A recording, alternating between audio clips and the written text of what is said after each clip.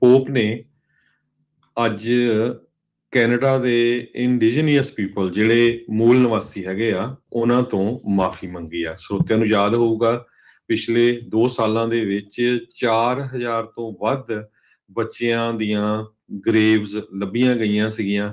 ਖਾਸ ਕਰਕੇ ਮੋਹਾਕ institute residential schools ਇੱਕ ਬ੍ਰੈਂਟਫੋਰਡ ਕੈਨੇਡਾ ਦੇ ਵਿੱਚ ਆ, ਬ੍ਰਿਟਿਸ਼ ਕੋਲੰਬੀਆ ਤੇ ਸੈਸਕੈਚੁਅਨ ਚ।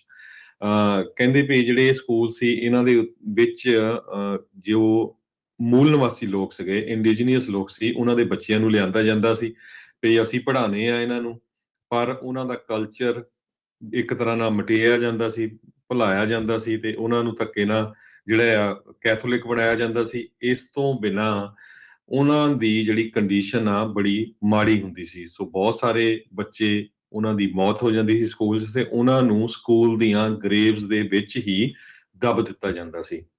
ਸੋ ਕੈਨੇਡਾ ਦੇ ਵਿੱਚ ਪਿਛਲੇ 2 ਸਾਲਾਂ ਦੇ ਵਿੱਚ 4000 ਤੋਂ ਵੱਧ ਗ੍ਰੇਵਜ਼ ਬੱਚਿਆਂ ਦੀਆਂ ਮਿਲੀਆਂ ਤੇ ਹਜੇ ਹੋਰ ਵੀ ਲੱਭ ਰਹੇ ਹੈਗੇ ਆ ਵੱਖ-ਵੱਖ ਸ਼ਹਿਰਾਂ ਦੇ ਵਿੱਚ ਜਿੱਥੇ ਸਕੂਲਸ ਹੈਗੇ।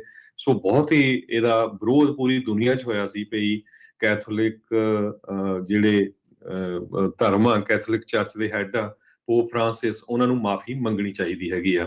ਤੇ ਅੱਜ ਵੈਟੀਕਨ ਦੇ ਵਿੱਚ ਪੋਪ ਨੇ ਮਾਫੀ ਮੰਗੀ ਆ। ਕਹਿੰਦੇ ਪਈ ਇਹ ਇੱਕ ਬਹੁਤ ਹੀ ਦੁਖਦਾਈ ਤੇ ਸ਼ਰਮਨਾਕ ਕੰਮ ਆ ਜਿਹੜਾ ਕੈਥੋਲਿਕਸ ਵੱਲੋਂ ਕੀਤਾ ਗਿਆ, ਉਹ ਵੀ ਐਜੂਕੇਸ਼ਨਲ ਇੰਸਟੀਚਿਊਟਸ ਦੇ ਵਿੱਚ, ਜਿੱਥੇ ਕਿ ਉਹਨਾਂ ਦਾ ਪਰਪਸ ਕੁਝ ਹੋਰ ਸੀ ਤੇ ਮਾਰਿਆ ਉਹਨਾਂ ਨੂੰ ਕਿਸੇ ਹੋਰ ਕੰਮ ਦੇ ਲਈ ਹੈਗਾ ਆ।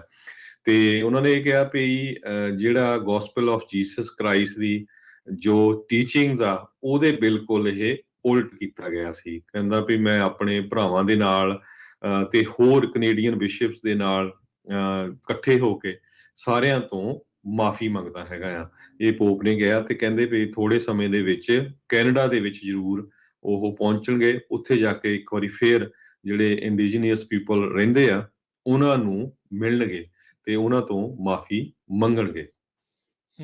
ਜੀ ਬਿਲਕੁਲ ਹਰਜੋਤ ਸਿੰਘ ਜੀ, ਸਾਲਾਂ ਬੱਧੀ ਇਹਨਾਂ ਨੇ ਲੋਕਾਂ ਦਾ, ਇਹ ਤਾਂ ਚਲੋ ਇੱਕ ਮੂਲ ਨਿਵਾਸੀਆਂ ਦੀ ਗੱਲ ਹੈ, ਇਹ ਪਤਾ ਨਹੀਂ ਇੱਦਾਂ ਦੇ ਜਿਹੜੇ ਘਰ ਆ ਜੇ ਇੱਕ ਥਾਂ ਤੇ ਕੀਤੇ, ਇਹਨਾਂ ਨੇ ਹੋਰ ਕਈ ਥਾਵਾਂ ਤੇ ਵੀ ਜਿਹੜੇ ਉਹ ਕਿਤੇ ਹੋਣਗੇ।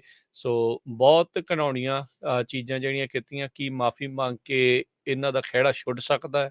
ਇਹ ਜਿਹੜਾ ਜ਼ਰੂਰ ਦੇਖਣ ਵਾਲੇ ਆ ਸਵਾਲਾਂ ਦੇ ਜਵਾਬ ਹੈਗੇ ਆ।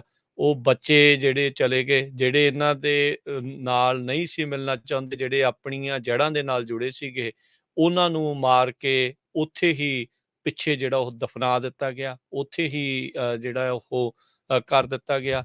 ਇੱਦਾਂ ਦੇ ਹੋਰ ਵੀ ਬਹੁਤ ਸਾਰੀਆਂ ਜਿਹੜੇ ਗ੍ਰੇਵਜ਼ ਆ ਉਹ ਨਿਕਲ ਰਹੇ ਨੇ, ਦੁਨੀਆ ਭਰ ਦੇ ਕਈ ਥਾਵਾਂ ਤੋਂ ਨਿਕਲ ਰਹੇ। ਅਮਰੀਕਾ ਦੇ ਵਿੱਚ ਵੀ ਕਈ ਥਾਵਾਂ ਦੇ ਉੱਤੇ ਜਿਹੜੇ ਇੱਦਾਂ ਆ ਉਹ ਦੇਖਣ ਨੂੰ ਮਿਲਿਆ ਸੀਗਾ। ਸੋ ਇਹ ਬਹੁਤ ਮੰਦਭਾਗੀ ਘਟਨਾਵਾਂ ਜਿਹੜੀਆਂ ਪਹਿਲਾਂ ਵਾਪਰੀਆਂ, ਕੀ ਇਸ ਨੂੰ ਲੈ ਕੇ ਕੁਛ ਸਿੱਖ ਰਹੇ ਆ? ਕੀ ਮੂਲ ਨਿਵਾਸੀਆਂ ਨੂੰ ਵਾਕਿਆ ਹੀ ਹੁਣ ਦੇਖੋ ਹੁਣ ਇੰਨਾ ਕੁਛ ਜਿਹੜਾ ਉਹਦੇ ਕਰਕੇ ਖੁੰਝ ਗਿਆ ਤੇ ਅੱਜ ਉਹ ਰਿਜ਼ਰਵੇਸ਼ਨ ਜੋ ਕਿ ਜਿਹੜੇ ਆ ਉਹ ਛੱਡ ਦਿੱਤੇ ਗਏ ਆ। ਸੋ ਜਿੱਥੇ ਜਿੱਥੇ ਵੀ ਜਿਹੜੇ ਵੀ ਕਮਿਊਨਿਟੀ ਦੇ ਲੋਕ ਵੱਸਦੇ ਨੇ, ਉਹਨਾਂ ਨੂੰ ਆਪਣੀਆਂ ਜੜ੍ਹਾਂ ਦੇ ਨਾਲ ਪਿਆਰ ਕਰਨਾ ਚਾਹੀਦਾ ਹੈ, ਉਹਦੇ ਨਾਲ ਜੁੜੇ ਰਹਿਣਾ ਚਾਹੀਦਾ ਆ।